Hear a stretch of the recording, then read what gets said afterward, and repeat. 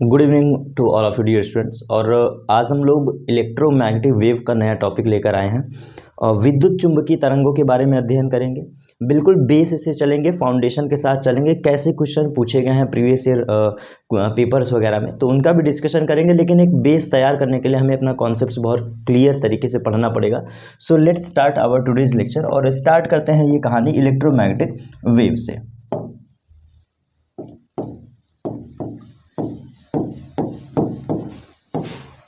Electromagnetic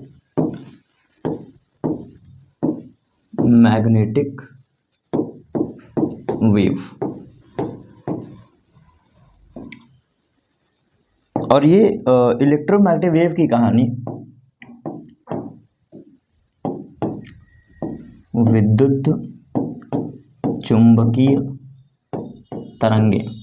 according to syllabus तो इसको बहुत हल्के में पढ़ना है, क्योंकि जो एग्ज़ाम में क्वेश्चंस वगैरह आते हैं वो इतने इजी हैं कि अगर पढ़ना चाहो तो सिर्फ फार्मूला बेस पे कंप्लीट हो जाएगा। लेकिन इस चैप्टर का एनसीईआरटी के अकॉर्डिंग अगर स्टडी किया जाए, आज नहीं अगर आज के हम कुछ साल बाद भी अगर स्टडी करें, ताकि इस कॉन्सेप्ट को इतने अच्छे तरीके से समझ लें कि सारे टॉपिक समझ में आए, तो इलेक्ट्रोमैग्नेटिक वेव डायरेक्टली हम नहीं पढ़ेंगे। अगर परिभाषा की बात करें तो हम सिंपली कह सकते हैं कि वे तरंगे जो विद्युत क्षेत्र और चुंबकीय क्षेत्र दोनों का कंबाइंड फॉर्म होती हैं वो कहलाती हैं इलेक्ट्रोमैग्नेटिक वेव। बस यही है परिभाषा। लेकिन यहाँ से हमें नहीं समझना है। इसका बेस हम स्टार्ट कर रहे हैं बिल्कुल पहले लेक्चर से, बिल्कुल फाउंडेशन के साथ। कहाँ से ये बेस शुरू हुआ है, तो पूरा बेस बनाते हुए हम रीड करेंगे। तो देखिए, ये कहानी स्टार्ट होती है फैराडे के एक्सपेरिमेंट से। एक्चुअल में ये कहानी स्टार्ट होती है फैराडे के एक्सपेरिमेंट से।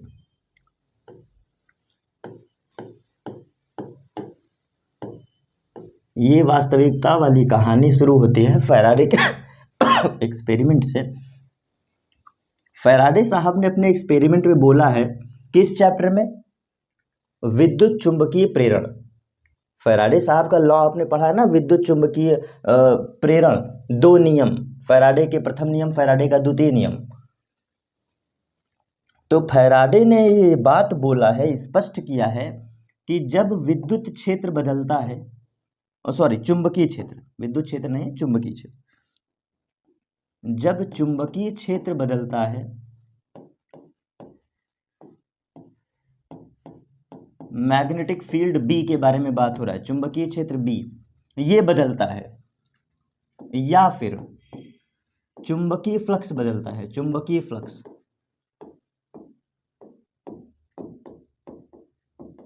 चुंबकीय फ्लक्स हमारा कैसा है? परिवर्ती है।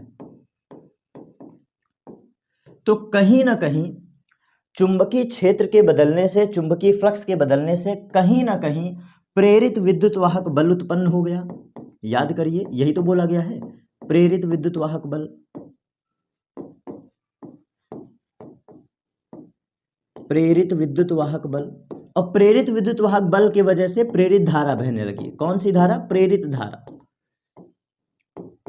प्रेरित धारा।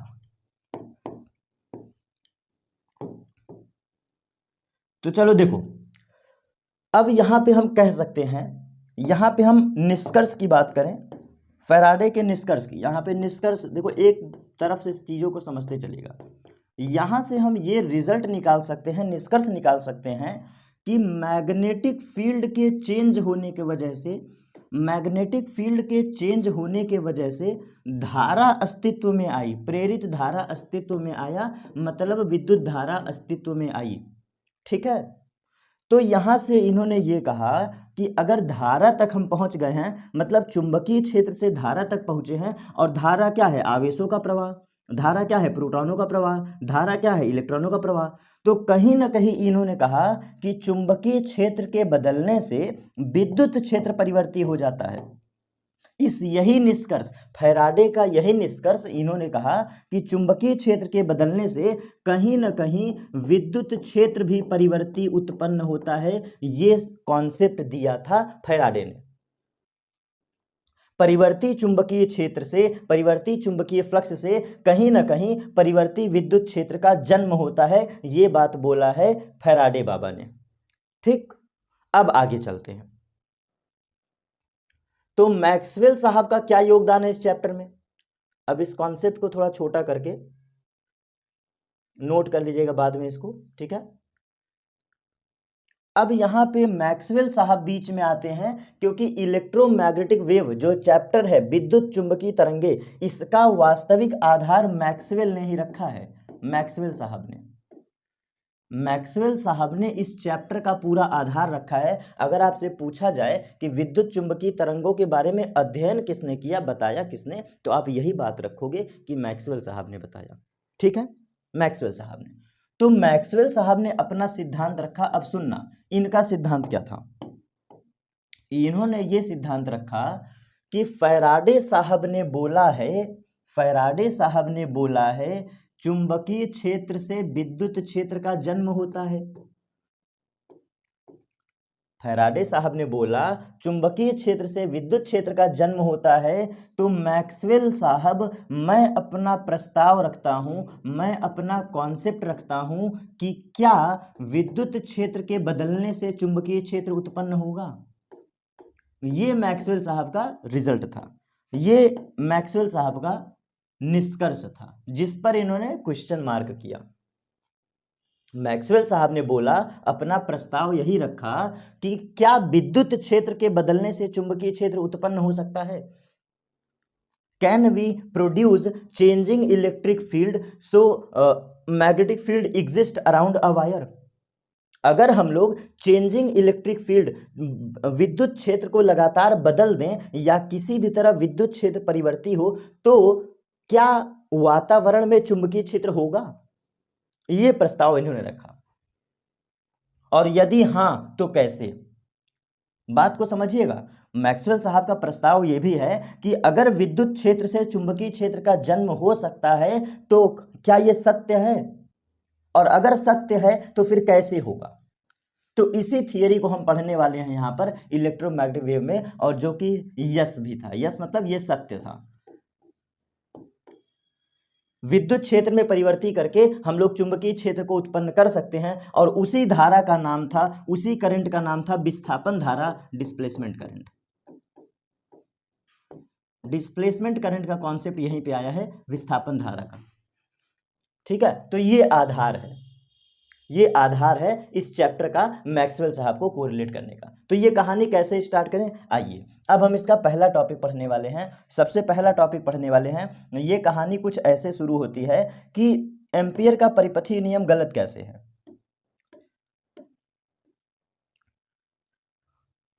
ये हमारा पहला टॉपिक यहां से स्टार्ट होगा, inconsistency of ampere circuital law.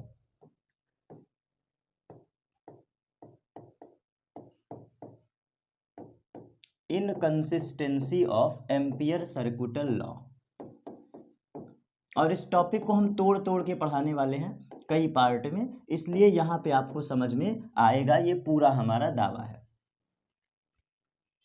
Maxwell साहब ने किया क्या कि एम्पियर के परिपथीय नियम को यहां गलत साबित किया है। तो देखो यहां पे मैं लिख दे रहा हूं, एम्पियर के परिपथीय नियम की, एम्पियर के परिपथीय नियम का, एम्पियर के परिपथीय नियम का, एम्पियर के परिपथीय नियम की असफलताएं, जो ये फेल्योर है, क्यों फेल कर गया, असफलताएं,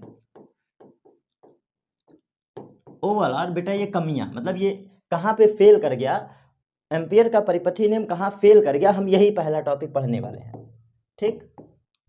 तो हमारे हिंदी माध्यम के छात्र इतने बढ़िया होते हैं, उनको याद ही नहीं होगा कि सर एम्पियर का परिपथीय नियम होता क्या है। भाई होता क्या, जब पढ़ोगे तब ना याद होगा, तो आपको भूल गया होगा।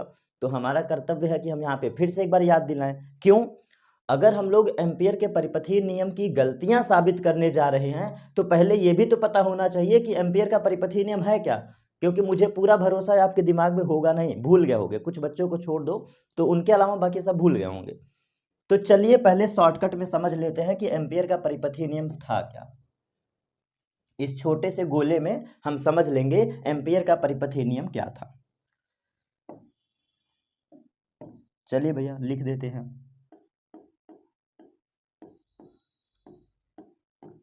एम्पियर का परिपथीय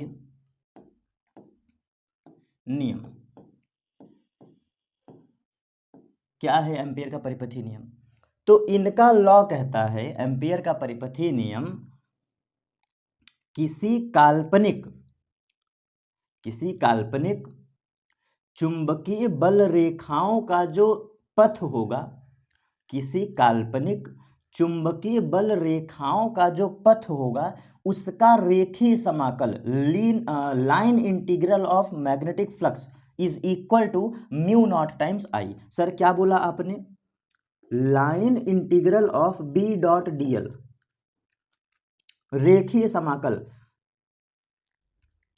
चुंबकीय क्षेत्र और काल्पनिक पथ का रेखीय समाकल बराबर होता है mu naught times that current which is inside a close boundary, inside a close loop.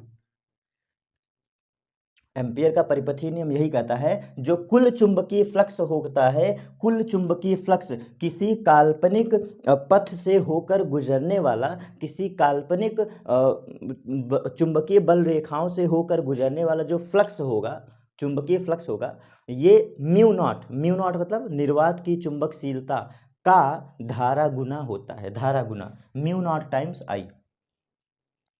जहां पे डीएल क्या है? ये डीएल वो हाइपोथेटिकल पाथ है, वो काल्पनिक पाथ है जिसके अराउंड हम लोग मतलब एक रास्ता चूज करते हैं, लेते हैं। जैसे आपको याद होगा, एक सीधा चालक तार लंबाई था, आप याद करिए, एक स्ट्रेट करंट कैरिंग वायर था, तो इसके चारों तरफ एक हम पाथ लेते थे, क्लोज लूप, और ये पाथ क्या होता था? चुंबकीय क्षेत्र का ही तो पाथ होता था। याद करिए भैया, डेरिवेशन पढ़े हो ना, अनंत लंबाई के सीधे चालक तार के कारण चुंबकीय क्षेत्र की तीव्रता। थोड़ा सा तो कोरिलेट करो, क्योंकि अब वो चैप्टर में पढ़ा चुका हूं, तो उसको पीछे नहीं जाएंगे, बस जाके देख तो लो वीडियो में। तो है क्या, एम्पियर का परिपथीय नियम इसी बात का प्रमाण था कि किसी बंद पथ से होकर, किसी बंद पथ से होकर गुजरने वाला कुल चुंबकीय फ्लक्स बराबर होता है म्यू नॉट टाइम्स धारा के। और वो म्यू नॉट क्या है? निर्वात की चुंबकशीलता। और यहां पे रेखीय समाकल शब्द क्यों यूज किया गया है? लाइन इंटीग्रल क्यों बोला गया है? तो लाइन इंटीग्रल का मतलब होता है, रेखीय समाकल का मतलब ये होता है कि जो आपने पथ लिया है, ये छोटा छोटा पथ, ये जो आपने काल्पनिक पथ लिया है, इसका बाउंड्री आपको पता होना चाहिए, इस पूरे बाउंड्री का मान पता होना चाहिए। इस पूरे पथ को ही कहते हैं लाइन इंटीग्रल। सभी उस पाथ का क्या कर दो? लाइन इंटीग्रल, सबको जोड़ दो, और इसके भीतर इस बंद परिपथ के, इस बंद पथ के भीतर कौन सी धारा है, वो धारा हमें लेना होता है। तो अब इसी चीज को हम अप्लाई करेंगे एम्पियर सर्किटल लॉ के फेल्योर्स में। चलिए, अब यहां से समझा दिया हमने, तो देखो कैसे इनका फेल्योर हम साबित करेंगे। एक उदाहरण लेना पड़ेगा, तब हम इनके इनकंसिस्टेंसी को प्रूफ कर पाएंगे। तो क्या थी इनकी असफलताएं? एक उदाहरण रखता हूं, माना कोई संधारित्र C है, माना एक संधारित्र C है जो कि बैटरी से कनेक्ट है। ये हमने एक बैटरी से इसको कनेक्ट कर दिया। माना कोई एक संधारित्र है जिसको हम लोगों ने बैटरी से कनेक्ट कर दिया, और जैसे हम लोग बैटरी से कनेक्ट करेंगे तो होगा क्या? यहाँ का पोटेंशियल V, और यहाँ पे धीरे धीरे चार्ज बढ़ने लगेगा, यही तो होगा भाई। कैपेसिटर है, कैपेसिटर की मैक्सिमम कैपेसिटी C होती है, तो ये धीरे धीरे धीरे धीरे चार्ज होगा बैटरी के रिस्पेक्ट में, और एक समय आएगा फुल्ली चार्ज हो जाएगा। तो मैक्सवेल साहब ने यही प्रस्ताव रखा। क्या मैं आपसे वही क्वेश्चन करूंगा और उसी क्वेश्चन का जवाब देने वाला हूं। हम लोग जनरली जानते हैं, हम लोगों को जो साधारण पढ़ाया गया है, जनरल कॉन्सेप्ट, कि ये प्लस टर्मिनल है, ये माइनस टर्मिनल है, तो प्लस टर्मिनल से धारा बहेगी, प्लस टर्मिनल से ये धारा बहेगा, और वही धारा इसको वापस मिल जाएगा।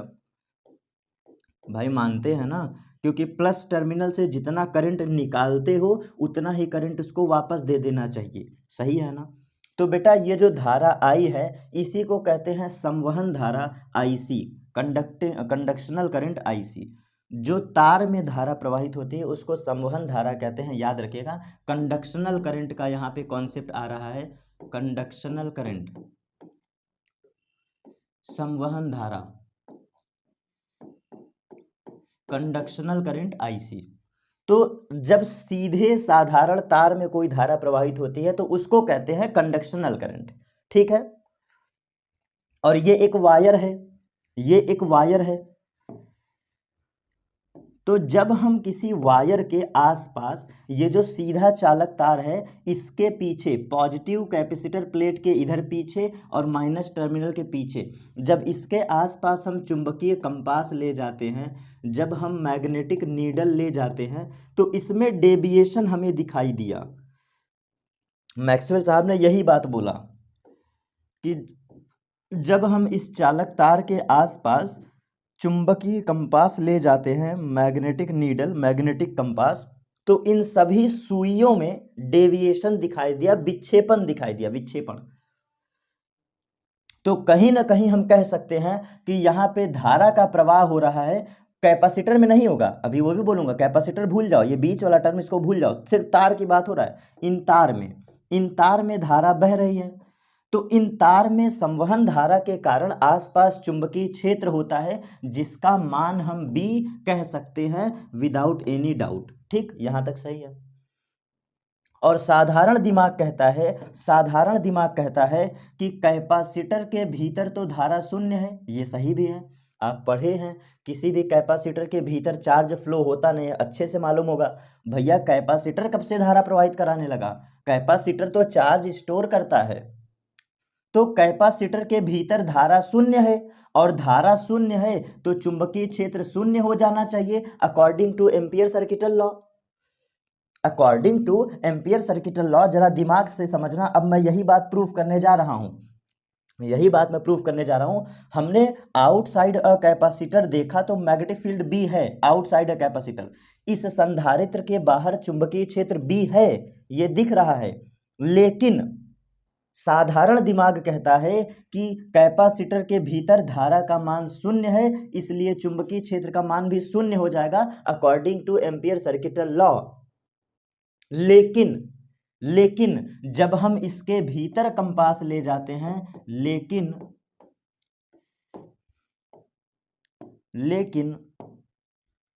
जब कंपास कैपेसिटर, C का मतलब कैपेसिटर, संधारित्र, जब कंपास संधारित्र के भीतर रखते हैं तो चुंबकीय क्षेत्र B हमें दिखाई देता है। मतलब कंपास में विक्षेपण दिखाई देता है, हमें चुंबकीय क्षेत्र B दिखाई देता है। ये B का मतलब है, तो हमें चुंबकीय क्षेत्र B दिखाई देता है। तो अब यहीं पे लोचा उठ गया, यहीं पे लोचा हुआ कि ये कैसे हो सकता है। ये बात मैक्सवेल साहब ने प्रूफ किया, ये बातें जो मैं बोल रहा हूं मैक्सवेल साहब ने कहा according two ampere circuital law कि चलो इस तार में धारा बह रही है तो चुंबकीय क्षेत्र मिलना लाजमी है। इस तार में धारा बह रही है तो according two ampere circuital law चुंबकीय क्षेत्र का मिलना लाजमी है, कोई दिक्कत नहीं है। लेकिन हमको एम्पियर साहब इस बात का जवाब दीजिए, आप जानते हैं कि संधारित्र के भीतर धारा शून्य है, और आप ही के नियमानुसार अगर धारा शून्य है तो चुंबकीय क्षेत्र 0 हो जाएगा। सर कैसे? आओ लिख के दिखा दें। B.dl is equal to mu naught times 0, यही तो लिखोगे ना एम्पियर का परिपथीय नियम। B.dl बराबर म्यू नॉट आई, यही तो होगा। और यहां से चुंबकीय क्षेत्र क्या मिल गया? 0। ये भीतर की कहानी है, धारा शून्य, कंडक्शनल करंट 0, संवहन धारा शून्य, क्योंकि संधारित्र के भीतर तो धारा बहती नहीं है। और इसके बाहर की बात करें तो देखो B.dl is equal to mu naught I, B.dl बराबर म्यू नॉट टाइम्स आई।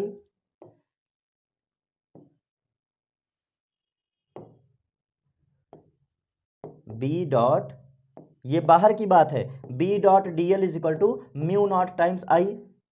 तो ये है इक्वेशन नंबर 1, ये है इक्वेशन नंबर 2। तो यही जवाब ध्यान से देखो, आप यही जवाब ध्यान से देखो कि कंडक्शनल करंट के कारण, संवहनीय धारा के कारण जो हमें एम्पियर के परिपथीय नियम से संबंध मिलेगा वो ये मिलेगा, बी डॉट डी एल बराबर म्यू नॉट आई, और आई कौन सी, कंडक्शनल करंट जो तार में बह रहा है, और यही चुंबकीय क्षेत्र बी है। ठीक, और according to this Ampere circuital law, जब हम फ्लक्स इस संधारित्र के भीतर जाएंगे, जब इस संधारित्र के भीतर जाएंगे तो बी डॉट डी एल बराबर म्यू नॉट आई जीरो हो जाना चाहिए, क्योंकि भीतर कोई संवहन धारा बहती नहीं है। आप बहुत अच्छे से पढ़े हैं, आप बहुत अच्छे से पढ़े हैं कि ये रेड पेन से मैं दिखा दे रहा हूँ, अंदर तो कोई करंट बहती नहीं है, जीरो, अंदर तो कोई धारा बहती नहीं है कैपेसिटर में, जीरो। तो इस नियम के अनुसार, एम्पियर के परिपथीय नियमानुसार बी डॉट डी एल बराबर शून्य हो जाना चाहिए। बस यही समीकरण 1 और समीकरण 2 एम्पियर के परिपथीय नियम का इनकंसिस्टेंसी है, यही असफलता है। तो इस बात का जवाब मैक्सवेल साहब देते हैं, क्योंकि एम्पियर नियम फेल कर गया ना, यही तो मैं आपको समझाना चाह रहा हूँ, यही तो मैं आपको समझाना चाह रहा हूं कि समीकरण 1 से चुंबकीय क्षेत्र मिल रहा है ये, और समीकरण 2 से चुंबकीय क्षेत्र मिल रहा है जीरो, और जब इसका वास्तविक परीक्षण होता है तो अब मैक्सवेल का जवाब सुनना, मैक्सवेल का जवाब, मैक्सवेल का जवाब सुनना, मैक्सवेल का जवाब सुनना, मैक्सवेल का जवाब। इन्होंने क्या बचाव किया, क्या इन्होंने अपना कॉन्सेप्ट दिया। मैक्सवेल साहब ने बोला कि ये एक कैपेसिटर है, ये एक कैपेसिटर है जो कि बैटरी से लिंक है, ये एक कैपेसिटर है जो कि बैटरी से लिंक है, कैपेसिटर सी है, बैटरी से लिंक है, ये बह रहा है कंडक्शनल करंट आईसी, और ये वापस आ गया आईसी।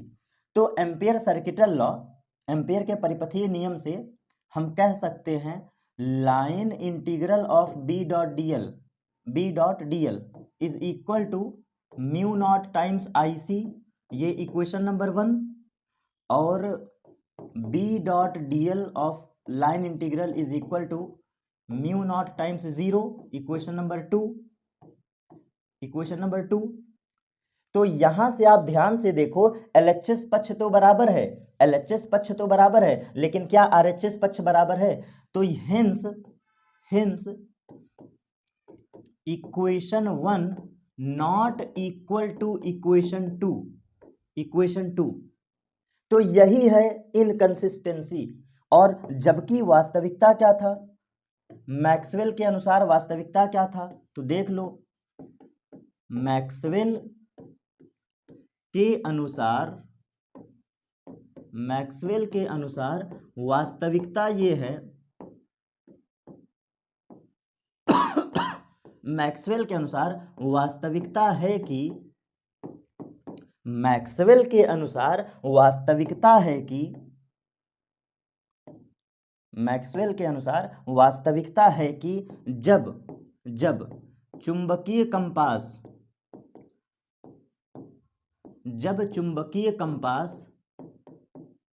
कैपेसिटर सी मतलब संधारित्र,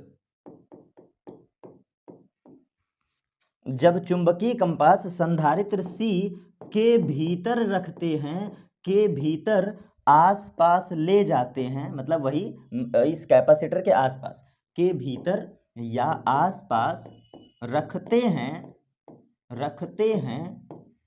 तो भी हमें कंपास में विक्षेपण देखने को मिलता है, तो भी हमें कंपास में विक्षेपण देखने को मिलता है। विक्षेपण मतलब डेविएशन इन नीडल, विक्षेपण देखने को मिलता है, तो जो कि मैग्नेटिक फील्ड जीरो है according two ampere circuital law. ये देखो अंदर का चुंबकीय क्षेत्र क्या है, जीरो ही तो है, अंदर का चुंबकीय क्षेत्र क्या है, जीरो ही तो है। तो मतलब चुंबक नहीं हिलना चाहिए ना, कंपास नहीं हिलना चाहिए ना, तो क्यों हिला? मैक्सवेल साहब यही तो बोल रहे हैं, मैक्सवेल साहब यही तो बोल रहे हैं कि ए एम्पियर भैया हियाँ आओ, तनी यहाँ आओ, ये बताओ जब अंदर धारा ही नहीं है तो चुंबकीय क्षेत्र शून्य होना चाहिए, तो काहे हिल गया, कंपास क्यों हिल गया? तो इसीलिए इसको एक्सेप्ट किया गया कि कोई ना कोई हाइपोथेटिकल करंट है। अब सुनो, मैक्सवेल के अनुसार वास्तविकता यह है कि जब किसी कंपास को संधारित्र के भीतर या उसके आसपास ले जाते हैं तो भी हमें विक्षेपण देखने को मिलता है, तो भी हमें कंपास में डेविएशन देखने को मिलता है, जो इस बात का परिमाण है, जो इस बात का रिजल्ट है, जो इस बात का जीता जागता रिजल्ट है, कोई ना कोई आभासी धारा इसके भीतर है जो चुंबकीय क्षेत्र को मेंटेन करके रखा है, कोई ना कोई। मैक्सवेल का जवाब यही है कि इसका मतलब अगर deviation in coil, deviation in needle हो रहा है, मैं यहाँ पे लिख दूं, अगर मैक्सवेल ने यही कहा, अगर डेविएशन इन कॉइल हो रहा है, थोड़ा मैं जानबूझ के बेटा कहीं कहीं बड़ा लिख रहा हूं ताकि आपको कॉन्सेप्ट भी समझ में आए और चीजें बेहतर वे में समझा सकूं। अगर डेविएशन इन नीडल, डेविएशन इन नीडल या कंपास लिख दो, कंपास, डेविएशन इन कंपास अगर होता है, किसी कंपास में विक्षेपण हमें दिखाई दे रहा है, अगर डेविएशन इन कंपास हो रहा है तो कहीं ना कहीं, कहीं ना कहीं कोई ऐसी काल्पनिक धारा है, कोई ऐसी काल्पनिक धारा है, काल्पनिक, कोई ना कोई ऐसी काल्पनिक धारा है जो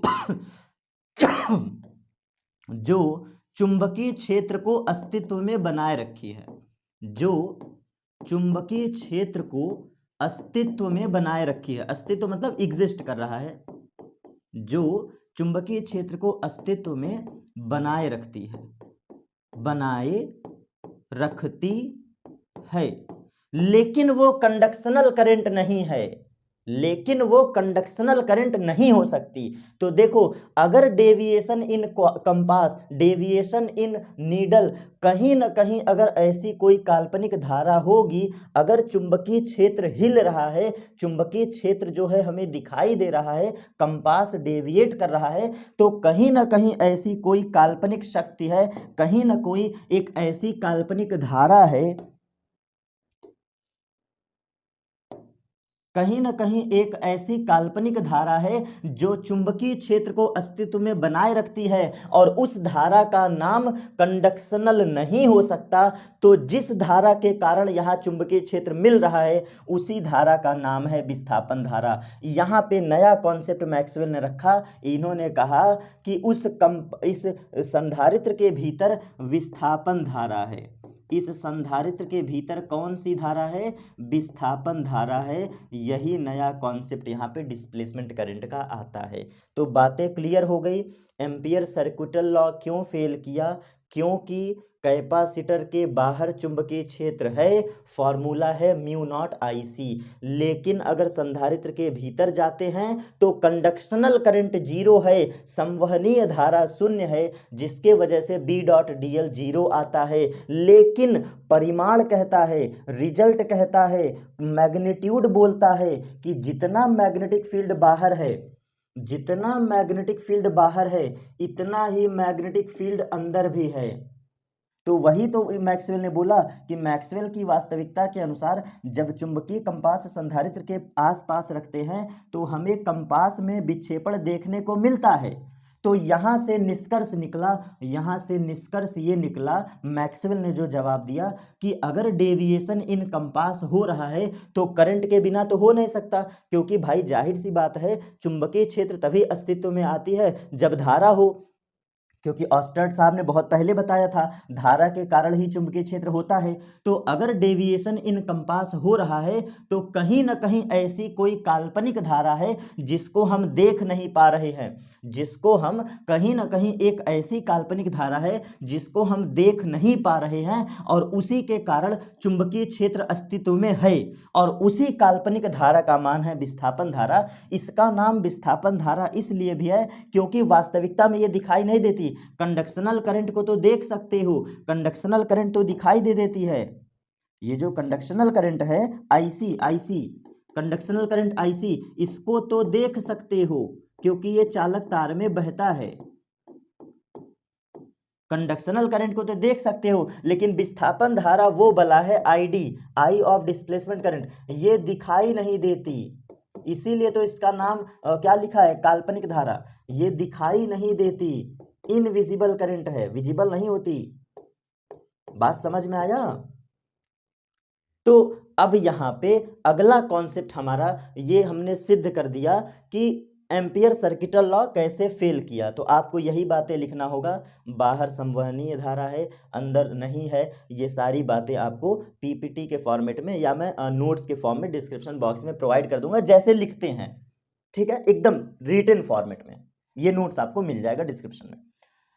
तो यहाँ पे हमने ये सिद्ध किया कि एम्पियर सर्किटल लॉ का फेल्योर है ये। तो अब एक बात बताना, अगर एम्पियर सर्किटल लॉ फेल्योर कर गया तो बचाव भी तो करना पड़ेगा, इनका बचाव भी तो करना पड़ेगा।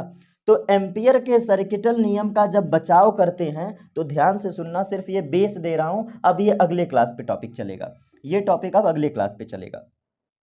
हमने आज की क्लास में एम्पियर के परिपथीय नियम का फेल्योर पढ़ा, तो अब हमारा जो नेक्स्ट टॉपिक होगा, हम ये देखेंगे कि एम्पियर के नियम को फिर सही कैसे किया जाए, मॉडिफिकेशन, इसको मॉडिफाइड कर दिया गया।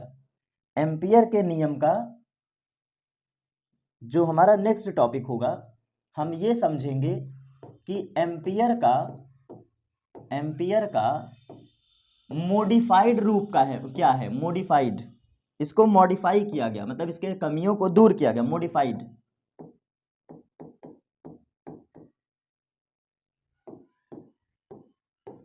भाई जाहिर सी बात है, अगर एम्पियर का परिपथीय नियम गलत है तो इसको सुधार भी तो किया होगा ना प्रूफ करने के बाद। तो जब हम लोग एम्पियर के परिपथीय नियम की गलतियों को सुधार करते हैं, तब जो समीकरण बनती है उसको कहते हैं एम्पियर, उसको मिला के कहते हैं एम्पियर मैक्सवेल समीकरण।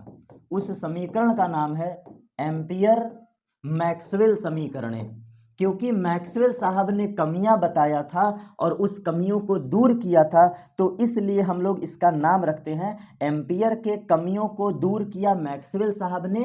तो जो नई समीकरण आई उसको कहते हैं एम्पियर का मैक्सवेल समीकरण, और उस इक्वेशन को ऐसे लिखते हैं B.dl is equal to mu naught times IC का मतलब कंडक्शनल और ID का मतलब डिस्प्लेसमेंट। यही हमारा इक्वेशन होगा। कैसे प्रूव हुआ, क्यों आया, कैसे हुआ, दो टॉपिक हम नेक्स्ट क्लास पे डिस्कशन करेंगे।